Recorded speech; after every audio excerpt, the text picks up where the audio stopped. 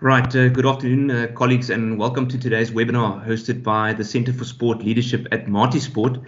My name is Gustav Venter, and I'm delighted to be your host for today's session. Before I commence with the formal introduction, please just note that we are recording today's webinar and that it'll be made available on Multisport's social media platforms at the conclusion of the event. I also would like to request that all attendees please just mute their cameras and microphones during the session in order to ensure a smooth user experience for everyone. You can do this on the horizontal taskbar at the bottom of your screens. Your cameras and mics can then be used later on when asking questions during the interactive portion of the webinar. So I'd like to begin by first of all extending a warm welcome to all our attendees today, including representatives from universities across South Africa, as well as sport managers, administrators, coaches, and practitioners spanning many different codes. We trust that you will enjoy today's session, and we look forward to your interactions a little bit later on. Of course, the topic for today is the impact of COVID-19 on South Africa's sports economy. Despite the significant global and local uncertainty which is still present as a result of the pandemic, we have in recent weeks seen a number of high-profile international sports leagues return to play, with the major football leagues in Europe, Formula One motor racing, and PGA Tour golf being some notable examples. On home soil, South Africa has followed a more tentative approach, with this past weekend's 3T Solidarity Cup cricket match being the first foray back to action by one of the country's major team sports. Of course, the economic pressure being felt as a result of the pandemic spans all sectors of the South African economy to varying degrees. But today we are focusing on the sports segment specifically, since this is the sector that many of us are operating in. To shed more light on this topic, we are delighted to have Prof. Stan du Plessis, the Chief Operating Officer of Stellenbosch University, as our speaker for today. Now, Prof. Stan wears a number of different hats, including being the reporting line for Multisport, no less. He is a macroeconomist by trade, as well as a former Dean of the Faculty of Economic and Management Sciences. He is also a professor in the Department of Economics, where he specializes in macroeconomics and monetary policy. He has previously advised both the South African Reserve Bank and the National Treasury on macroeconomic policy. Prof. Stan studied at the Universities of Cambridge and Stellenbosch, as well as at the Wharton Business School, and is a former president of the Economic Society of South Africa. In addition, and not to be underestimated, he is also an avid golfer in what little spare time he has at his disposal. We very much look forward to his views on today's important topic. But before I hand over to Prof. Stan, just a quick note regarding today's format. The main presentation will last for about 30 to 35 minutes, after which we will field questions from the virtual floor. You can do this in one of two ways, either by typing your questions in the meeting chat feed that I will be monitoring throughout, or by raising your hand virtually by clicking on the hand icon on the taskbar. And so with that, we are now ready to begin. And so it gives me great pleasure to hand over to Prof. Stan for his presentation. Gustav, thank you very much. And it's wonderful to see such a big audience. I want to thank all of you for attending this afternoon and for showing interest in this discussion. And I look forward to some Q&A with you after my introductory presentation. It's so admirable to see what the colleagues at Multisport have done throughout this period of lockdown. It's one part of the university that has really worked innovatively to meet the challenges that we face as a society, and I'm very glad to be part of this webinar series. I'm here to talk about the impact on the sport economy. And as I'm a macroeconomist, I always come at this from a macroeconomic angle. So I'm going to start with the entire economy, and then I'm going to drill down towards the sport economy. So that's what you get when you invite the macroeconomist to speak. So I'm going to start first by the long-run trajectory of our economy and of all economies since the Industrial Revolution. This won't take as long as the Industrial Revolution, but it's a necessary perspective. And so I start with an image from the very famous first book in the economic sciences. This is The Wealth and Poverty of Nations by Adam Smith. And it is a picture of an 18th century pin factory. And the point that Smith wanted to make with the pin factory is if we can combine our activities in a sensible collaboration, then we can each become much better individually at what we are doing. In other words, we can specialize. And if we individually specialize, our productivity is not slightly, but radically greater than it would be if we were trying to do all of the individual jobs in whatever trade you are in. And that is the generalizable message of the wealth of nations. So in all aspects, in all sectors of society, if we can become more specialized, we can become much more productive. By more productive, I mean we get more out for what we put in, especially the scarcest of our resources, labor time. But there is a special deal. The special deal is that we can only become more specialized if we can figure out ways to collaborate. So Adam Smith said it beautifully in The Wealth of Nations. He said the scope for specialization, that is the extent to which we can collaborate, is limited by the extent of the market, by the extent to which we can collaborate with each other. And the consequence of this insight is absolutely astonishing. England was already the richest country in the world by the late 18th century, but the application of this twofold logic, specialization with collaboration, raised the average income in Britain 15-fold since the late 18th century. That is 1,500%. In other societies, the impact is much greater. In a country like South Korea, in the post-Second World War period, the average income has risen as much as 40-fold, 4,000% in the 3 or 4 generations since the Second World War. So this is a truly astonishing change in human society. In fact, it is the single largest event in the history of humankind from a material prosperity perspective. And the reason I emphasize this at the start of a talk about the impact of COVID on the sports economy is you're going to see that the impact of COVID hits precisely at the heart of this logic of the industrialization process. And that's why we need to start here, is you'll appreciate just how serious COVID is when you see how the modern economy works. And the modern economy is based on this twofold logic: specialization, which requires very extensive collaboration.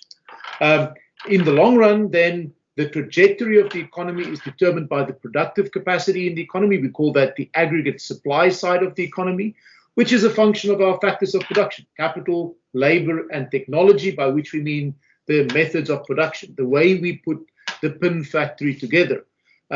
So all of the cleverness around using our factors of production in a more productive way. But that's just the potential of the economy. In every moment in time, in any particular year or quarter of a year, for example, we use this engine of the economy not necessarily to its full extent. So we use the capacity that's available to us to a certain extent, and that extent is determined by what we call the aggregate demand side of the economy. So that is called what we call aggregate demand is the planned expenditure in the economy in a particular period, which is defined as consumption plus investment plus government expenditure plus the exports. That's our production, which we sell to the rest of the world, minus the rest of the world's production, which we import to spend in our economy. So this is like the extent to which we have our foot on the pedal of the economy, is the aggregate demand side of the economy.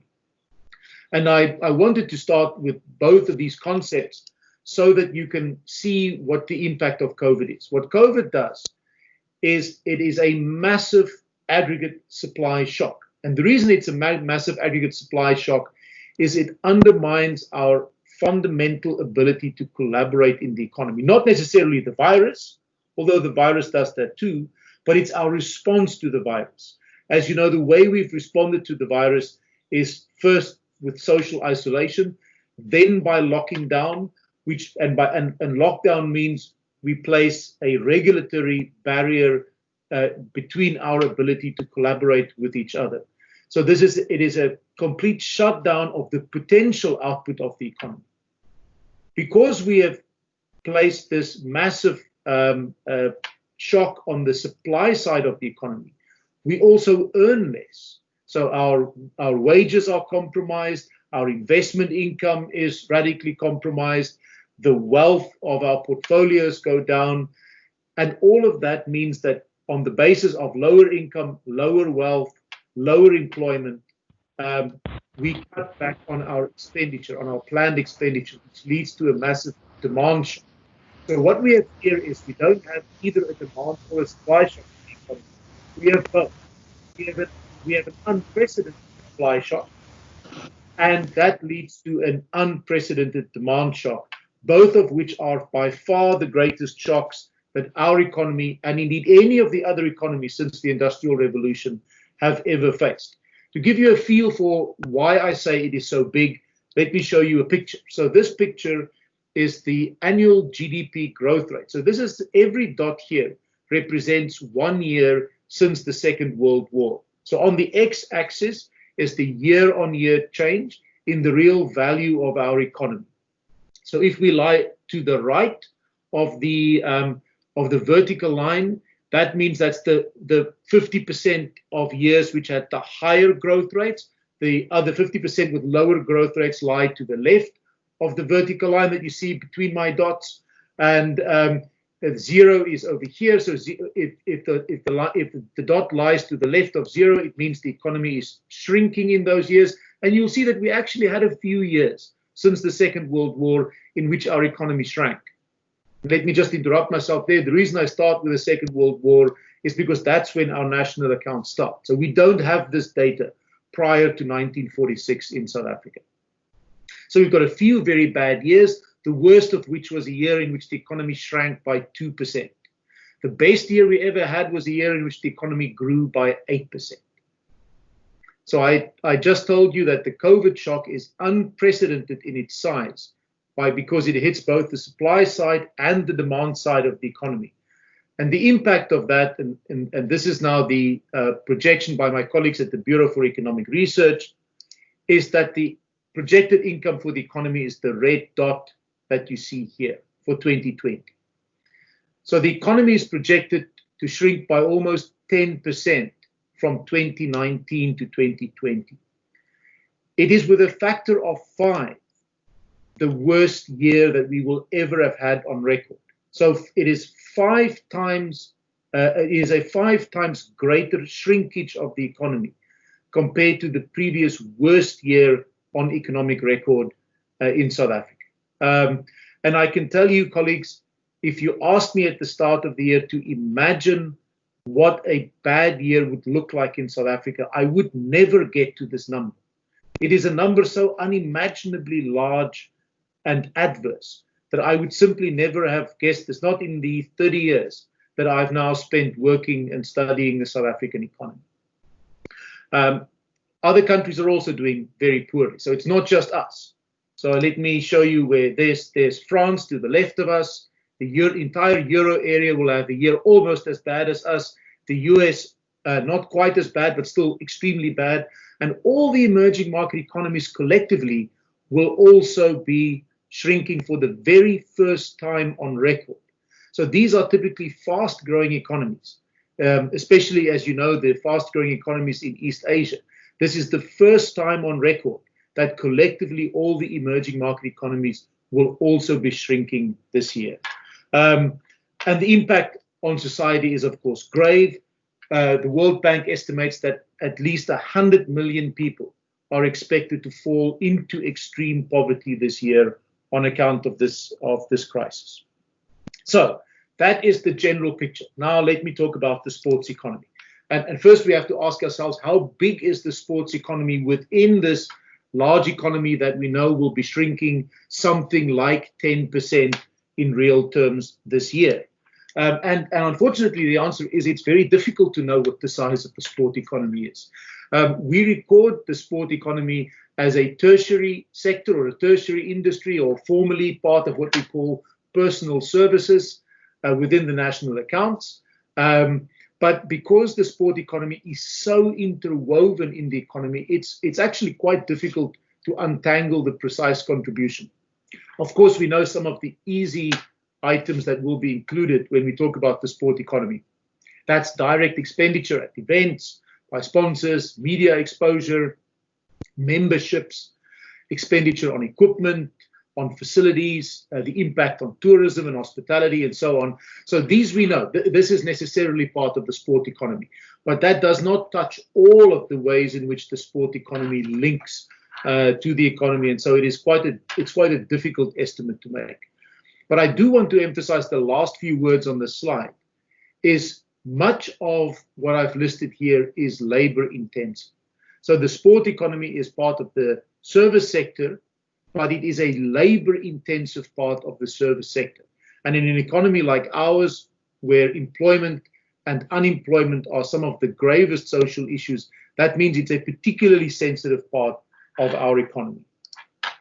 Now, the basic business model of a large sport code, and by the large sport code, I mean something like the 10 largest sport codes in the world, which collectively account for something like 60% of the global sport economy. In terms of their revenue, their business model looks as follows. They have commercial deals for their sponsorship, advertising, and merchandise. They have very large broadcasting deals, and then they have match day and events. So they've got gate receipts, they've got hospitality around it, and so on. At the bottom of this page, you'll see a picture of the mega store at Old Trafford. I had the opportunity to go to Old Trafford a long time ago, 20 years ago already, and even at that time, there were two stores. I didn't know about the mega store. I was in one that was called the Manchester United Superstore, which is also in the grandstand. And I was in the Superstore, and I was astonished to see the merchandise that you could buy for Manchester United. You could buy lampshades. You could buy an entire service set with a different player's face on each of the plates from which you could eat. And what astonished me is people were pushing shopping trolleys, all of it full of this Manchester United paraphernalia. And then when I left the store, I saw that there was an even bigger store, which is this mega store, just a few hundred meters away. So they are, of course, an example of they are in the single largest sport code, and they are one of the most valuable clubs in the world within the largest sport code. So they are a very nice example of this business model that I've just described to you. In total, the estimate is that the global sport industry is worth $756 billion last year. This is the Forbes estimate. You'll see quite a bit of a variation around these estimates internationally, but this is about the ballpark for the international sports sector. So it is a truly massive part of the global economy. If we now look to South Africa, let me give you an example of a sport that I happen to like. I've randomly picked picture here. Sean Sermon is not allowed to identify the particular club that I have in the background here.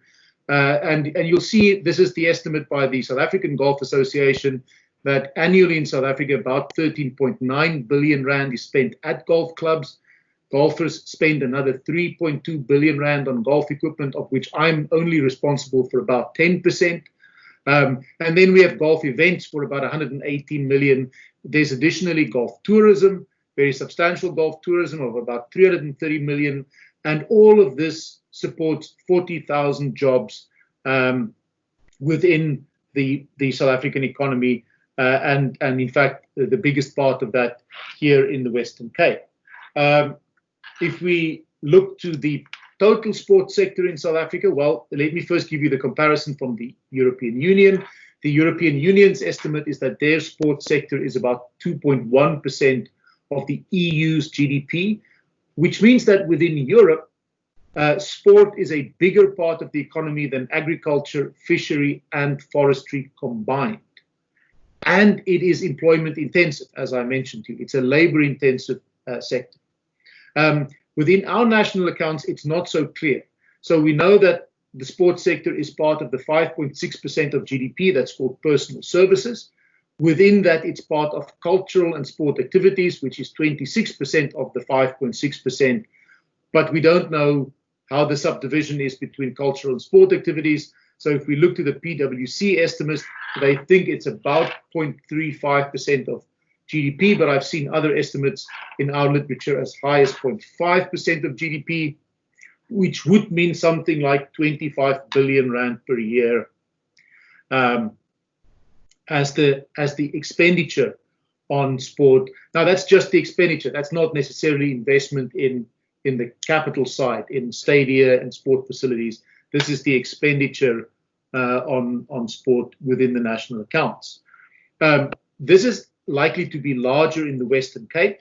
So recent estimates in the Western Cape place the sport economy at about 2.2% of the provincial GDP, with 60,000 job opportunities in the Western Cape directly linked to the sport industry. And again, I'll emphasize the age distribution. It's not just that it's labor intensive, it's also that it's disproportionately an employer of young employees, which again in South Africa is particularly sensitive because youth unemployment is a much bigger social problem, because we have a skewed distribution, the much higher unemployment rate for young South Africans than for older South Africans.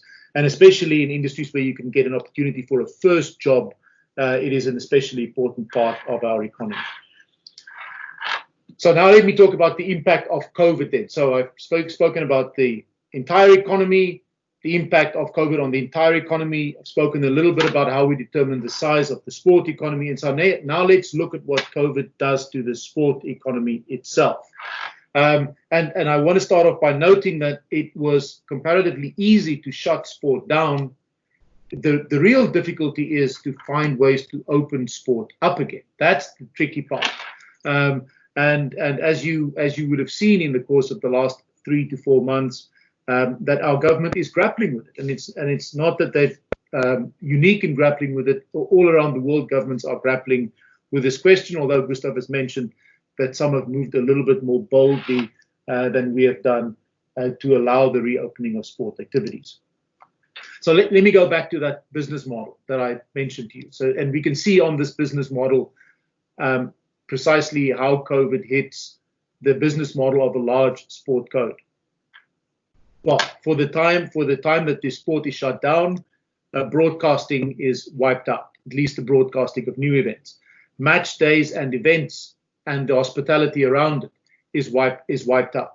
The commercial deals are not wiped out, but they are compromised, and they're compromised in a very particular way. You've got a sponsorship agreement, for example, for the Olympics, but the sponsorship deal was for 2020, not necessarily for 2021. And some sporting events can be rescheduled, as the Olympics has been rescheduled.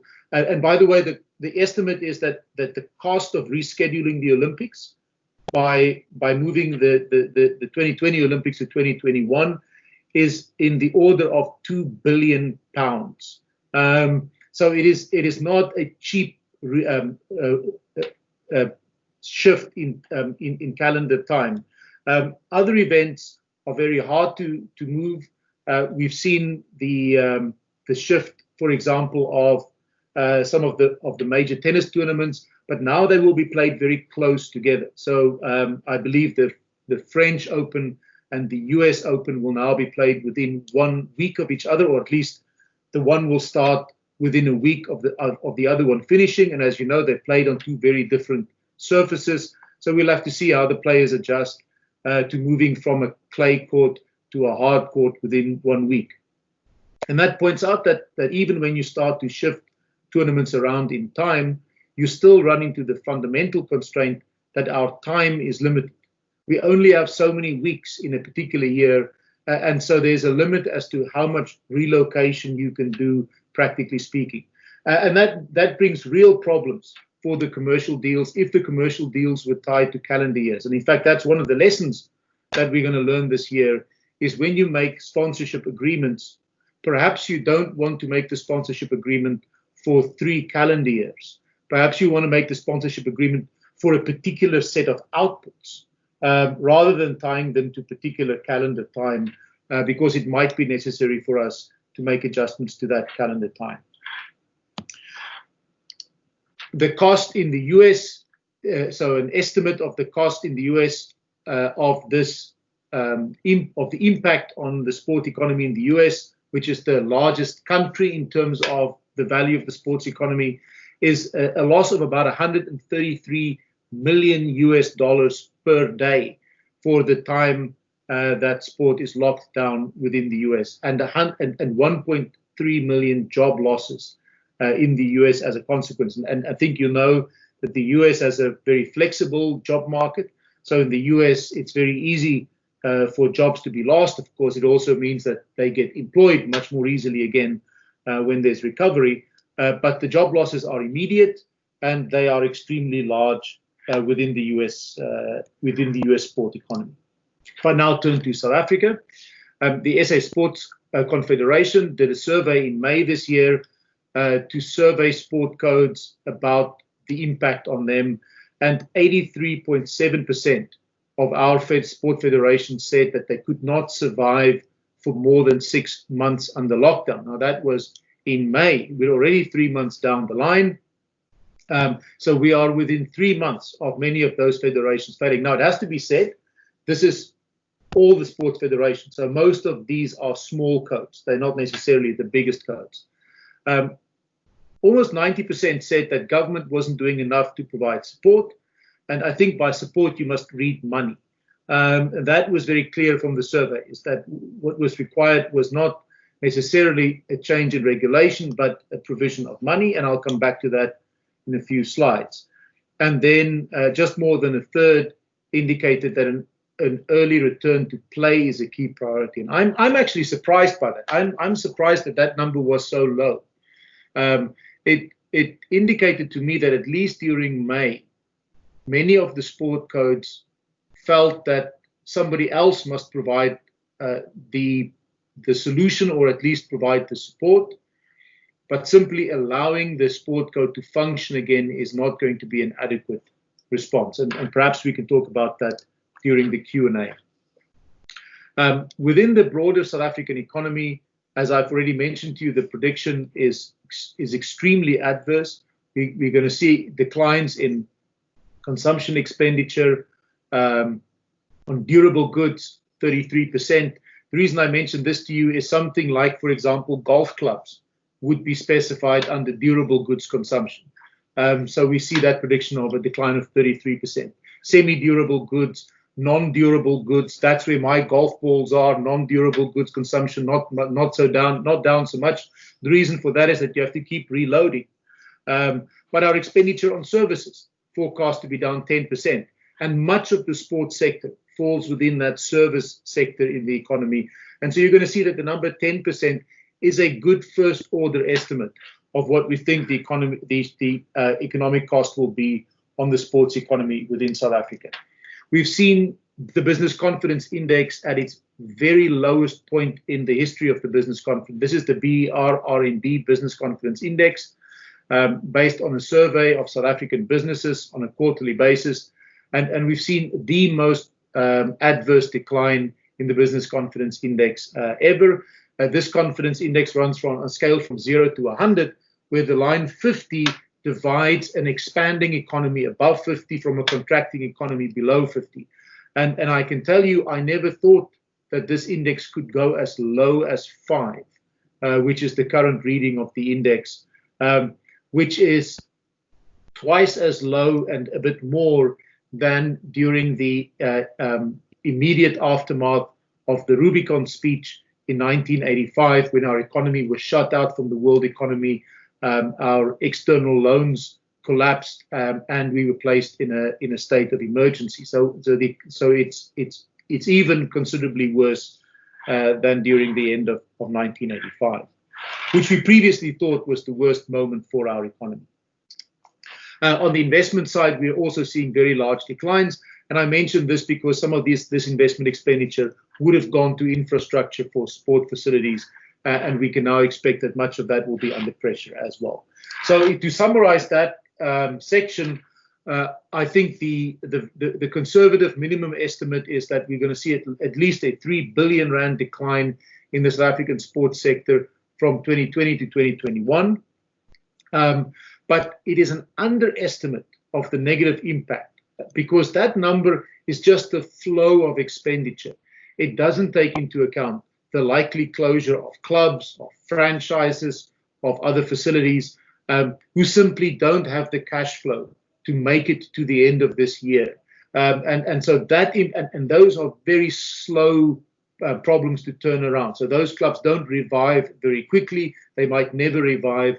And so the number underestimates the qualitative damage that's done to the sports sector within South Africa. Now, how do you respond? And this is how the major codes have responded to the deal. On the commercial deal side, that we've certainly been working on the contractual problems. I've mentioned to you already that we might have new kinds of contracts, and certainly internationally that's already being worked out, tying the contracts to value and not necessarily to time. On the broadcasting side, I think you, like me, have seen the extreme use of historical content, like this victory by Sevi Ballesteros at the Open. We've seen this over and over again for the last 3 months. But we've also seen some innovation around payment options for the audience. So we've seen a repackaging of content. We've seen a different way of providing payment options. So these innovations are healthy for the broadcasting sector and will certainly be used even when regular matches are able to start again. And then, of course, the impact on match days were extreme with empty. But we've now seen a return to matches, some with empty stadiums, some with empty stadiums and audience tracks, which makes me think of the Cosby Show when I was young. So there was a sort of laughter track imposed over the Cosby Show, and at least some of these empty stadium matches now seem to proceed with the sort of audience track dubbed over it. We've seen gamified access, where you can buy additional camera angles or fan commentary, or the Moneyball aspects, the additional statistics, and the analysis of the interesting big data around sport that you can acquire if you can slice and dice the service around sport more effectively and provide that to a part of the audience who might be willing to pay for it. And that then brings me finally to the opportunities. So I think there are opportunities to survive and to thrive for sport codes and for sport clubs. But I want to say that the first element of that is not to hope for a government bailout. And the reason for that is a topic that I haven't discussed with you, but I can just give you the result, is I'm sure you've seen in the press that our government's finances are under severe strain. It is true, and what you've read in the paper probably underestimates the problem. So it is simply inconceivable that there can be a substantial bailout of sport by the South African government. On the contrary, what you can expect is that the department's budget will be cut, and that you will collectively as a sector, we will get less, not more, from government in the foreseeable future. So that's not part of the solution. Innovation around business models is going to be a much more important a part of what we need to do, and especially if the previous business model depended heavily on public grants. Then we need to realize that that's not a viable strategy. We need to find different ways of making our sport codes viable. We can use virtual reality. So I've distinguished virtual reality from e-sport because I'm very glad to see the initiative at Marty Sport on e-sport. What I mean by virtual reality is also using virtual reality as part of different sport codes, as part of golf or the stadium experience at football or rugby or netball, for example. So there's scope for using virtual reality in that area. And then finally, I think we need to leverage the social side of sport. I repeated here the famous quote by Arrigo Sacchi, famous Italian football manager, who said football is the most important of the least important things of life. Sort of cryptic Italian way of describing the immense importance within the lives of the supporters of, for example, a club like Milan, where he was the coach. And I remember seeing the same thing when I lived in the UK for a number of years, every year as we came to the start of the football season, it was astonishing for me to see what social interest there is in the transfer market, in the prospects of the different teams, and the passion and the commitment with which those fans support their clubs. I had friends who supported clubs across the divisions, and it didn't seem to matter whether the club was winning or not. It was clearly not about the victory on the field. It was an expression of an identity to be a member of this particular club. And even when they didn't get tickets to go to the stadium, they would still go to the match and they would meet up their friends after the game. So that's an important part of what we can leverage. I think we have some of the most loyal supporters at our university for our university sport clubs, and I think we mustn't lose the opportunity to leverage that. That's going to be a crucial part of the viability of our sport codes into the future as well. So, Gustav, let me stop there, and I'm very happy to take some questions or listen to some comments from the audience. Yeah, thank you very much, Prof. Stan, for a very interesting and hard-hitting presentation. We are going to open the floor now for questions. So, as I said, participants are welcome to post that in the chat, in the sidebar, or to raise their hand. While we wait for those to come in, I thought I would maybe just lead off with a question, Prof, around the overall state of the South African economy. So it's a broader question. And given the state of our economy heading into lockdown, so essentially a low growth, high unemployment environment, is it fair to say that we as a country have a much smaller margin for error in terms of eventually seeing the other side of this crisis from an economic perspective? Answer. First, let me take you back to this picture here. Yes, you're absolutely right. If you look at the business confidence index, you will see that we were in substantially negative territory even by the end of last year. So the economy was heading into recession in any event. In fact, for 10 years now, if you look at this chart, and you'll see the big dip in business confidence during the international financial crisis in 2008. Then we recovered, but we hardly went above 50. So you can see for more than a decade now, our economy has been stagnating and shrinking. And so I think if you guess that this has been a very poor decade and that we were poorly placed going into the crisis, you're absolutely right. In fact, if you calculate the economic performance on a per decade basis, this last decade is the worst decade that we have on record since the 1940s, purely from an economic growth perspective. So yes, we were in a weak position, and what that means is not just that we were, from an economic growth perspective, in a weak position.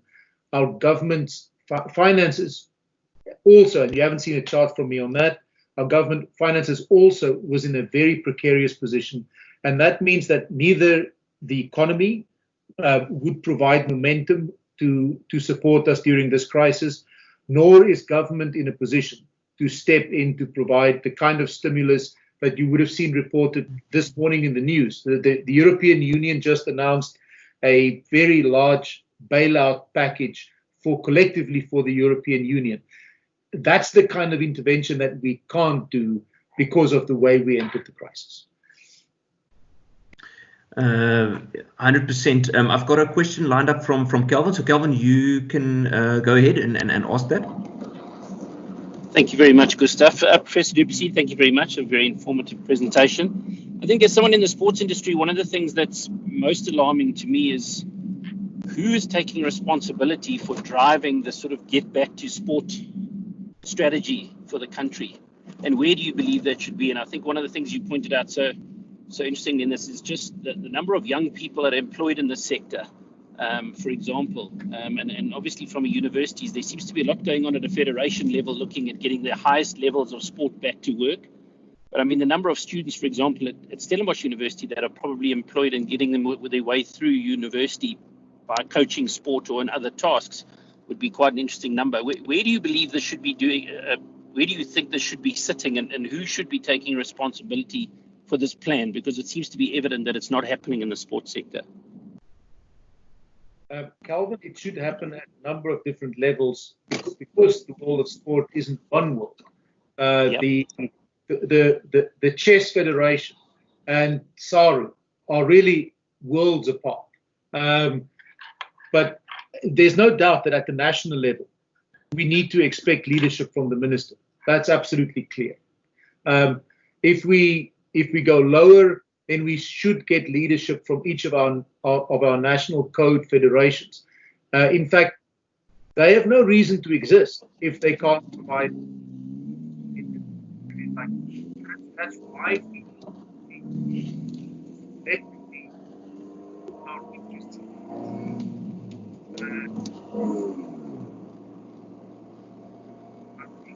It's because we expect collective leadership in a time like this. So certainly the leadership in particular national codes. The university sector is a big stakeholder in the world of sport. And I think we have a structure for providing that kind of leadership in the University Sport Company, in University Sport South Africa. So I think we've got structures like that. I think the irony is, if it wasn't this kind of crisis, universities would be able to provide much more momentum.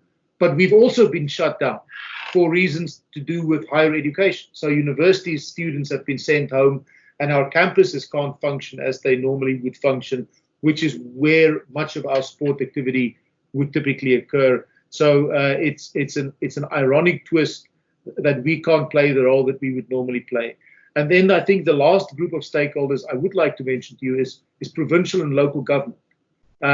So the way we've set up our government in South Africa provides quite a bit of initiative and scope, for example, for the Premier of the Western Cape and the government of the Western Cape, and even at the local level, to provide both leadership and concrete support. And I certainly would look to those leaders in the Western Cape, for example, to provide support for what is in the Western Cape a pretty important part of the economy. Let me stop there. Thanks, Prof. Sorry, Calvin, I just muted you temporarily because we were getting some feedback on your side. Did you want to add anything to that response? Otherwise, I'm just going to go ahead. All right, I think we can go to the next question. I'm just looking at the chat here. Well, we've got one from Sean coming through around what strategies and scenarios can we use to plan for 2021 as we face the fact that 2020 is done and dusted. As we negotiate this, what is it that we, university sport, should be asking for and from stakeholders, sponsors, etc.? So I think it relates a little bit to the previous question, but Prof, perhaps you want to just expand on that. Sean, that's a really good question, and it's a difficult question because we face a lot of uncertainty about next year as well. So it's I'm afraid the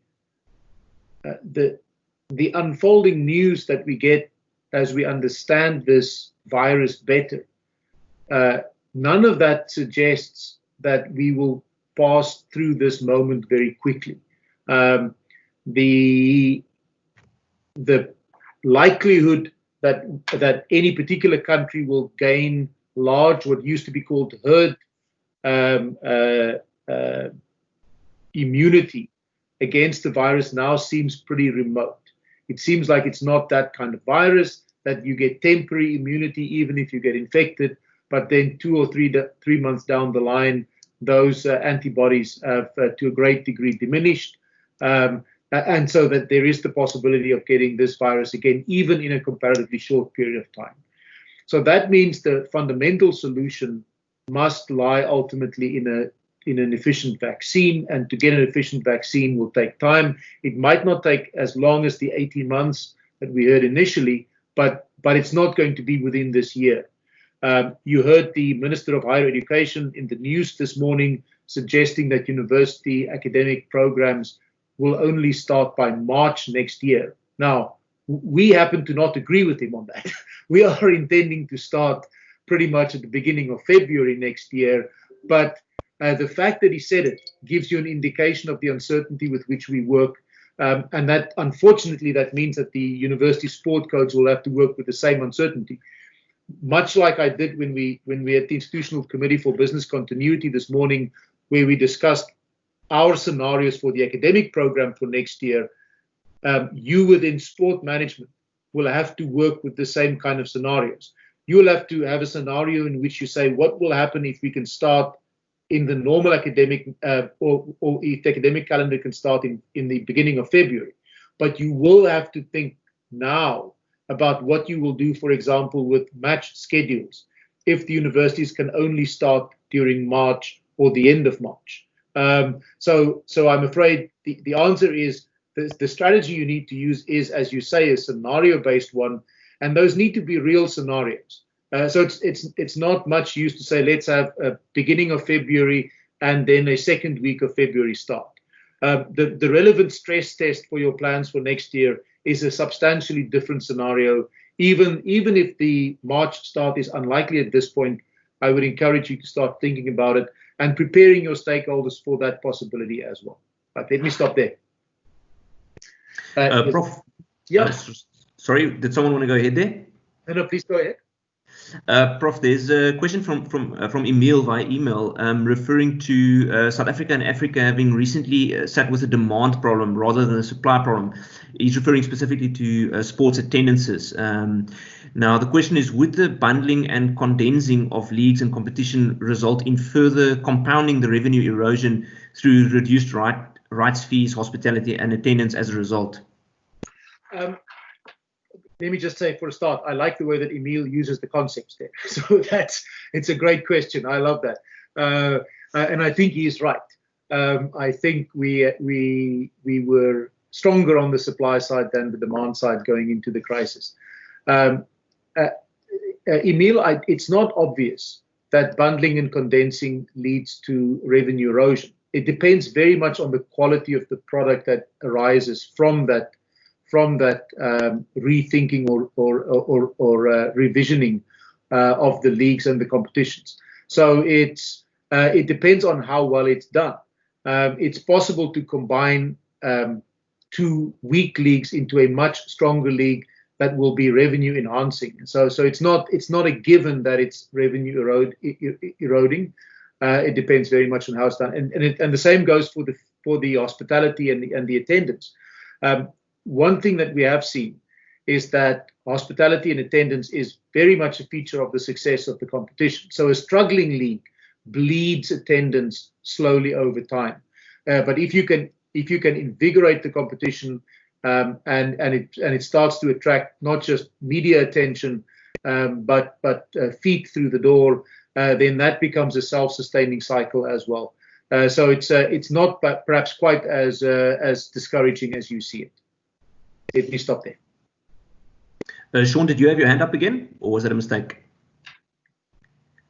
Thank you, Gustav. Thank you, Prof, for a very informative presentation. My question is around, how do we face the future, and it's really around creating some kind of a buffer when it comes to decision making and planning. So my question is around, should we consider decision making with a 3-month or a 6-month buffer? So for the next 3 months, this is what the decision is going to be, because I mean, what I'm noticing is week by week things are changing, but in essence we've got to make some strategic decisions in terms of. That's why my question was around 2021.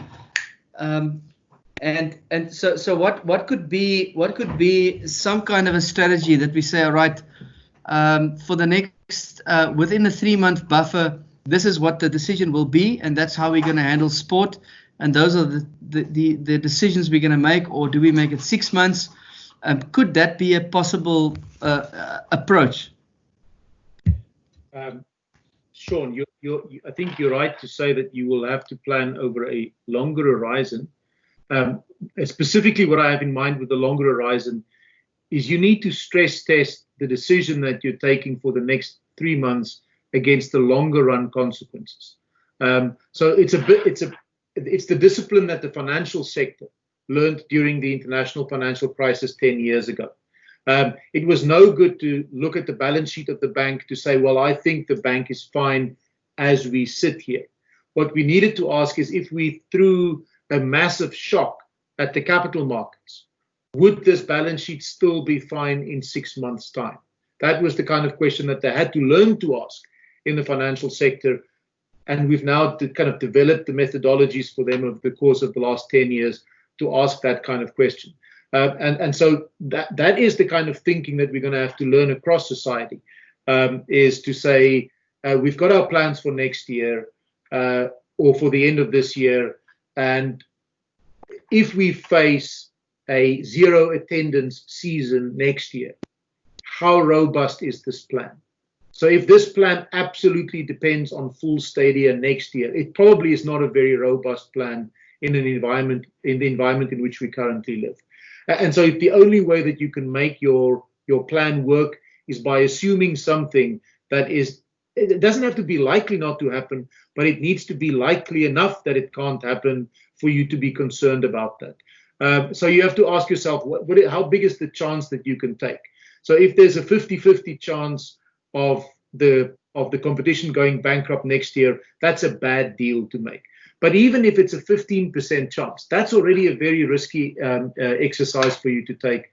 And so I think we will be forced into pretty conservative, pretty defensive planning over the course of the foreseeable future. You use the word strategic, and I think that's exactly right. By strategic, I also always mean we will have to make choices. There will be some hard choices to make. For us to be able to cope with the uncertainty and the defensive measures that we have to put in place ahead of time, it will necessarily mean that we can't do everything that we would have done if we thought we had the winds at our back. And so I think by strategic, there's very specifically, it means we're going to have to prioritize and we're going to have to stick with our prioritization and realize that the entire list of nice activities is probably not going to be on the table. Let me stop there.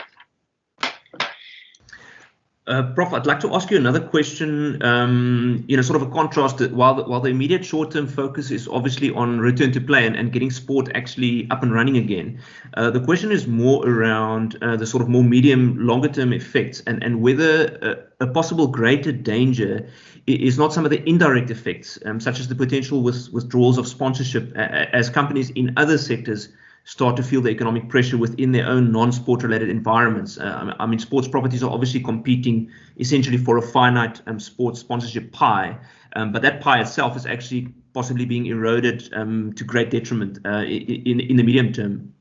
Yeah, yes, Gustav, it is, but I think the comfort there is that sports sponsorship is not a charitable activity. Companies, especially the large sponsors, do so because they see value in the sponsorship for their brands. Now, they are under pressure in the short run, and in the medium term, those companies are under pressure. But they also realize that the way for them to get out of the difficulty is to grow their market share and to build momentum for their products. So they will be spending on marketing. The companies that stop marketing are the companies that will go the way of irrelevance. So it's not that I think that's a long-term feature, that sports sponsorship in the long run is compromised, because it's a business enterprise and it's a really important part of the marketing budget of large corporations. So I think that bounces back. I think what we need to appreciate is that that a number of the current sponsors might not be the corporations that make it through the crisis in a healthy way. So there is also a need for those of us in sport management to ask ourselves, who are the companies that will thrive through this crisis, because that's where our advertising dollars need to come from in the future. Thanks for that response. Ilham, you had your hand raised for a moment there. Yes, thank you, Gustav, and thanks, Prof. Stan, for a very informative presentation. Right at the beginning, you spoke about specialization that requires very specific collaboration. And I think I want to latch this onto the question that Sean asked. And I know that you do pay attention to the South African sport market. Do you believe that we will ever take the lessons from COVID-19 and its impact and move into an area of specialization where we will have to identify specific areas of collaboration. Is this possible within the South African sport industry? And the reason for my question is that there are some sport federations and companies that specialize in certain areas that have successfully collaborated for a better outcome. Do you think that that's something that possibly would be forced to do, and whether this is at all possible, particularly around the space of commercialization? Ilham, I really think it's possible. And what encourages me is that it's really going to matter. So when we're not under enormous stress, you can get away with inefficiency. And part of that inefficiency is due to a lack of collaboration. But when we face this kind of pressure, it's only the codes that will effectively collaborate that's going to thrive through the crisis. So I think the incentive will be very, very clear for us to sort out our underlying differences and to come to collaborative agreements. So I really do think so, and I think the future is extremely dire for those who can't. For that part of our economy in our country where we can't sort out a means of collaboration, the future is particularly grim at this point in time when we face shocks of this magnitude. Prof, there's another question that's just come through in the chat asking for your comment on the following thought, and whether the sports sector will be needing to re-identify our core functions within our sector, within the sport that we operate. We have a collective value add, but cannot take the function and role of those in other positions such as national federations, Olympic committees, etc. I certainly think it ties in with the Sean's question as well. When I said that Sean is right to suggest that we need strategic thinking, then I think this is also what we see from this question, is we need to identify what our core functions are. That needs to be prioritized, and that prioritization necessarily means there are other things which it would have been nice to do, but we won't have the resources and the time and the scope to do. And I think that is indeed true. Now, whether the particular examples that were mentioned here is part of that, I'm not enough of a specialist to know. But what I certainly know is that we need to ask very hard and very concrete questions of all of the, one might say, the additional activities around the core activities within the sport world. And we need to interrogate those, and we need to ask ourselves, what is the precise value that this activity is adding? And then I want to share with the audience an approach that I have in this. I am always skeptical if I ask a question about what is the explicit value of this activity, and somebody tells me it is of strategic value. Because the word strategic there is usually used in a way that hides the fact that we can't really conceptualize what the value is, but we quite like it. So be very skeptical if somebody's only answer to the importance of the activity is what they call strategic value. That's not using the word strategy in the way that I used it in my response to Sean's question. It's not about prioritization. It's a way to hide and to shield an activity from scrutiny. So I don't think anything needs to be or can be shielded from scrutiny. I think we need to ask about the efficiency of all of the activities, and things that are not efficient in a period in which our resources are so constrained. Well, we might not be able to continue with all of them. We're slowly moving into stoppage time with this webinar, so unless we get a few more questions in, I'm going to ask one final one to Prof. The presentation and your overview has been essentially quite dark and hard-hitting, and that's the reality that we're faced with. Are there any positives that the sports sector can eventually take from this actual crisis moving forward? Sure. Yes, Gustav, sorry. Of course you can. I think the most optimistic part is that South African sport collectively is a remarkably robust sector, and has been so for many decades. As South Africans collectively, we love to participate in sport, and we find ways to make it work, even against competition internationally that start off with far greater resources than we have. So I think the history of South African sport is a source of much optimism that we are able to sort this out. But that doesn't mean that we can tolerate all the mistakes that are made within our sport organization. I think we need to realize that we can ill afford poor sport management at this point in time. I think we've got a wonderful corps of leaders in South African sport that should now take the lead and help us through this crisis. But I am not at all discouraged about the future of South African sport. But you're right. We have this discussion against the background, as I told you, of the worst single crisis to hit this economy in recorded history. So that, unfortunately, is the necessary discouraging background. But my discouragement does not start with sport. Unfortunately, sport is hit by the crisis, and I think we have the capacity to get to it. Thanks, Prof. Well, on that positive note, I don't see any other questions at the moment in the chat, so I am going to end off today's webinar with that. A very big thank you to Prof. Stan for sharing both his time and expertise with us today, and also a thank you to all those who attended this afternoon's session. We certainly hope that you're all staying safe and warm wherever you are, and look forward to interacting with you again soon. So have a great afternoon further. Thank you, Gustav, and thank you.